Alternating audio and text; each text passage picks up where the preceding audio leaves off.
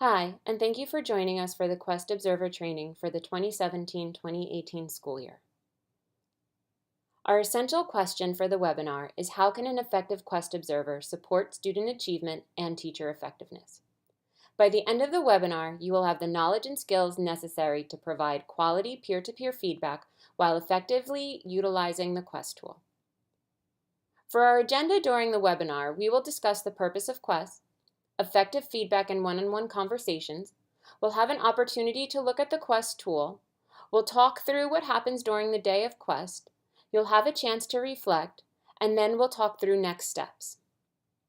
So when we start with QuEST, what is the purpose of it? QuEST stands for Quality Education for Students and Teachers. While we support our schools with implementation of what works in schools and the new art and science of teaching, we consistently refer to Dr. Marzano's philosophy. QuEST has many goals. QuEST is a non-evaluative format for peer-to-peer feedback. We focus on data trends, highlighting greatness and recognizing opportunity for growth. We provide teachers with specific strategies to increase student achievement. We also help create action steps for schools to help drive their professional development. And always, it's a great opportunity for networking. So let's talk through feedback. Why start with feedback? Really, QuEST is all about the feedback. When we utilize the QuEST tool, we have an opportunity to provide written feedback. When we have our one-on-one conversations, we have another opportunity to provide verbal feedback. Honestly, feedback is the most important part of the QuEST process. So when we're looking through feedback opportunities, we ideally need to focus on what's going to be the most immediate impact on instruction. What provides teachers for the biggest bang for their buck? We are always going to tell them what they did well, but then provide suggestions on what they could work on. We need to ensure that the action steps are aligned and chunked appropriately. We don't want to provide a teacher with too many action steps to work on, as that can become overwhelming. When providing feedback, we want to remember that it's solely based on observation and not personal opinion. We're focusing on the principle of the strategy and not on the teacher's style. So here are feedback essentials. When providing feedback, be honest yet encouraging. When we're utilizing the QuEST tool, write incomplete sentences. Use I and you and not the teacher. The feedback should read like a story. Prioritize your feedback. Ensure you're attacking the important elements up front. If you have a teacher that is a complete rock star, ask questions. Perhaps propose that they can conduct a PD for their school on one of the strategies that they are doing so well with. Be specific. Give reasons and explain how the suggestions will impact student achievement. Remember, everything we do, we want to tie back to student achievement. When we're having our one-on-one conversations, introduce yourself. This might be the first time that you are meeting the teacher you are observing. Reiterate the fact that you are there solely to provide suggestions and for support.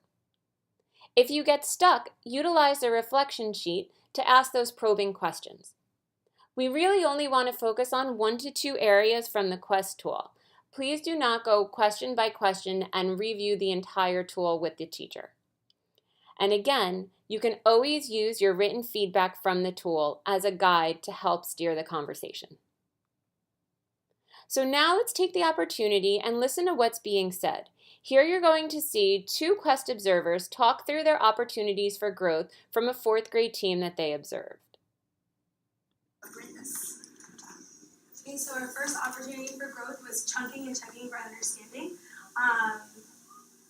It was happening at the end of everything, but I saw some times where you could have checked and chunked in between. So action plans for that are just to plan for a deliberate wrap-up or check for understanding after each lesson segment, not just the end of the whole lesson. And then clarify for students needing support and challenging the students who understand, because a lot of the classes, they got it and they moved on. But to challenge those who understand and kind of provide closure for them.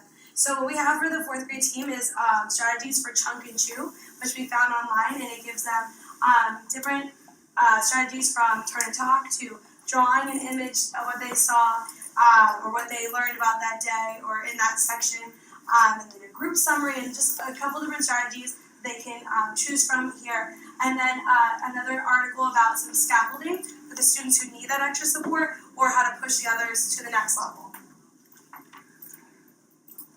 And then another opportunity for growth for fourth grade would be higher level thinking or higher order thinking, because we do have a lot of students who get it and they understand what's going on in the classroom, but to deepen their understanding and to push them to that complex task, the new taxonomy in lesson planning, just to have that as a reference guide to take what the standards are and use them as the verbs that are provided in that document, and then using the question stems during our class discussions and having them posted somewhere they can just say, we talked about it's in color, and it has all the question stems there, so it's a great resource for them to have, for them to remember to use it.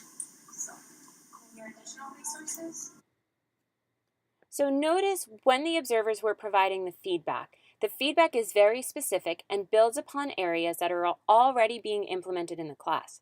The observers offered constructive feedback that was not only meaningful, but attainable.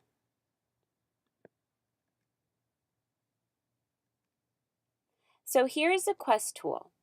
After the webinar, you'll have the opportunity to visit and look through the entire tool as that is sent in the email with the webinar. While utilizing the tool, we will have 3 scales to score with: the effective use of strategy, an opportunity for growth, and strategy not observed. There may be times where a strategy or an opportunity is not applicable. The CS providing and facilitating the QuEST visit will let you know when that not applicable pertains. Effective use of strategy. Effective use of strategy means that it was clear that the teacher was effectively utilizing one or more of the strategies for that particular category. So let's take a look at the well-managed learning environment.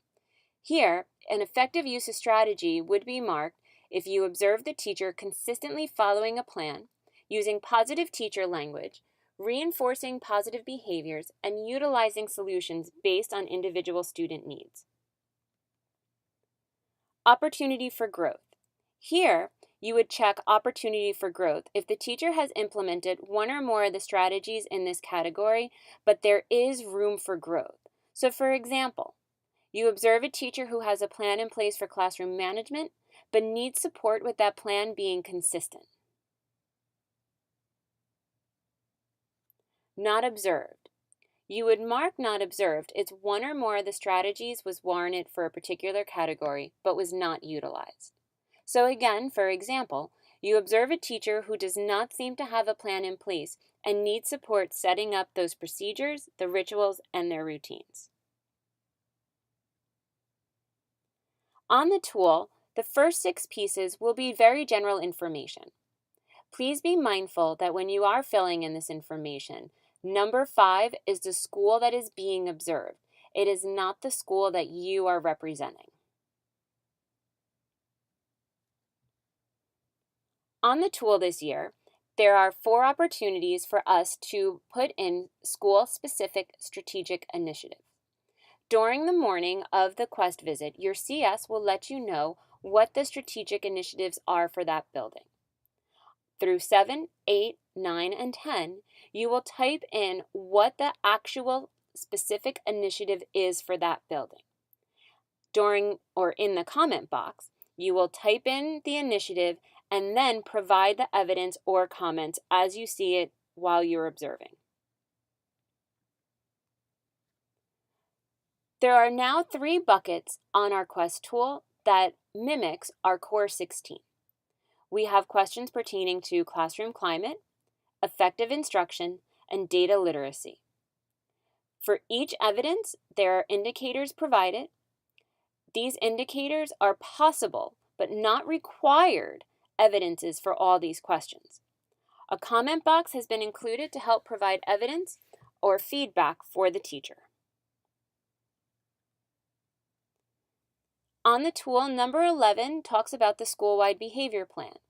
Here, we want to focus on evidence of implementation of the school-wide behavior plan. Is there evidence of clear expectations for the school-wide behavior plan? Do we see responsive classroom? Do we see developmental design? or restorative justice? Is the teacher utilizing CHAMPS and referencing a CHAMPS poster? These are all pieces that we would look for the school-wide behavior plan. Student engagement. Student engagement focuses on student motivation. Student-to-student interaction is just one piece of student engagement, but it's not limited to.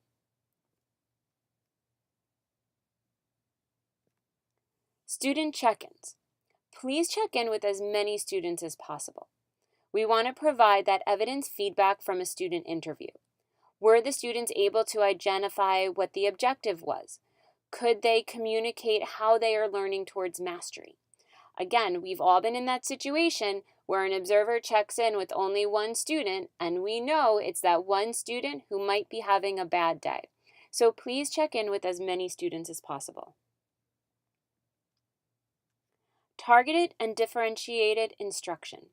Here, there are 4 buckets that you can choose from. Is it the content that's being differentiated, the process, the product, or the environment? Again, this may be a part 2 where we do not see instruction being differentiated, and we would not select any of those pieces. Instructional software implementation. In the past, we had an area for digital learning environment, and there might have been some confusion whether instructional software was part of our digital learning environment. So to make it clear, there is now a question solely focused on instructional software. Here we're looking to see if the teacher is utilizing our core programs approved by CSUSA. Be mindful, though, that an entire class should not be utilizing instructional software. And at the same time, we are looking to see if a teacher is pulling a small group. Now we come to the not applicables. This option is only available for select indicators. The CS in the morning will let you know what areas have been predetermined for this to be marked. So an example of this could be, if you're observing a PE teacher, you may not see benchmark assessment data displayed on the wall. Here, you would select not applicable. Now back to our data-driven learning environment. Indicators of data-driven learning environment are, but not limited to, tracking student assessment data. A teacher may have an instructional focus plan displayed in their room. We may see strategic student groupings. We may even see individualized PLPs. The focus is just the evidence to support a data-driven learning environment, not necessarily the instruction observed while in the classroom. N29 suggested resources. Here you will have an opportunity to provide any resources that the teacher could utilize to impact student achievement. Please be mindful when suggesting a resource that it is a standards-based resource or link to sites. So now the day of QuEST. Please arrive on time. Dress professionally. If your school has ordered QuEST shirts, a school shirt is appropriate with your school logo on it. When you get to the building the morning of, create a schedule for your observations and your feedback. Plan backwards. Your CS will let you know what the hard stop time is, and from there, start planning your observations. The afternoon is basically tied up with our conversations and our creation of our PowerPoint. So it might be hard to schedule any face-to-face observations during the afternoon.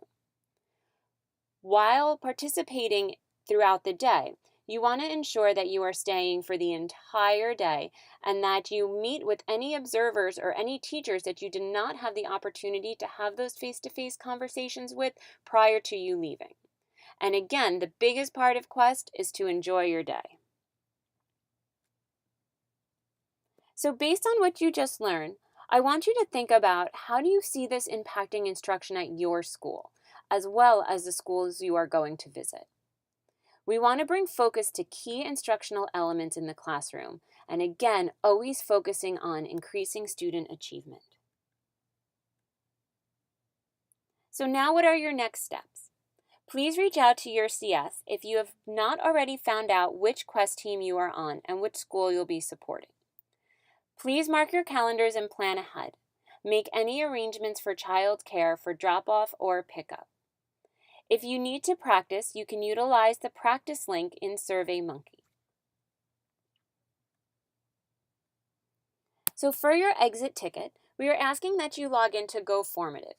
Here you'll have an opportunity to reflect upon the webinar and to answer some questions. I'll be sending out your QuEST School assignments just in case you're not sure of which school you'll be supporting.